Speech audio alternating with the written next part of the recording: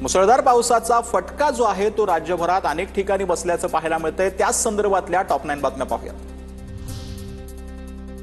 कुर्ल्याच्या pipeline रोडवर मिठी नदीचं पाणी घुसलं। पाणी आलेल्या भागातील 350 कुटुंबांचं जवळच्या शाळांमध्ये स्थलांतर। लोकांच्या घरात पाणी शिरलं। मुंबईतील कांदिवली पूर्वेतील नाल्यामध्ये एक जण वाहून गेला। दुपारी 4च्या सुमारास ही घटना घडली। पोलिसांकडून शोध सुरू। कुर्ला भागातील क्रांतीनगरमध्ये पावसाचं पाणी। क्रांतीनगरच्या घरांमध्ये शिरलं पाणी। एनडीआरएफच्या टीमकडून रेस्क्यू ऑपरेशन।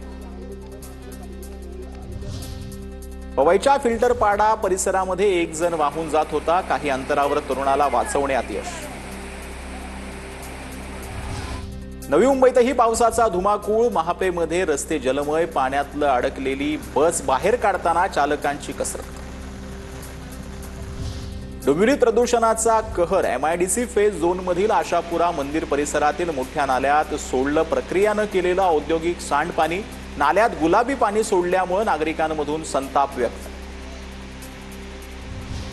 बदलापूरमधील शनीनगर भागात मुसळधार पाऊस। शनीनगर भागातील नाल्यावरील छोटा पूल वाहून गेला।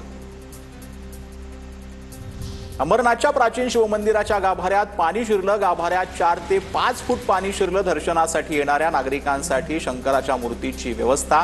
अंबरनाथ या शिवमंदिराच्या युनेस्कोच्या यादीत समावेश। नवी मुंबईच्या घनसोली भुयारी मार्गात साचलं पाणी। घनसोली भुयारी मार्ग वाहतुकीसाठी सध्या बंद।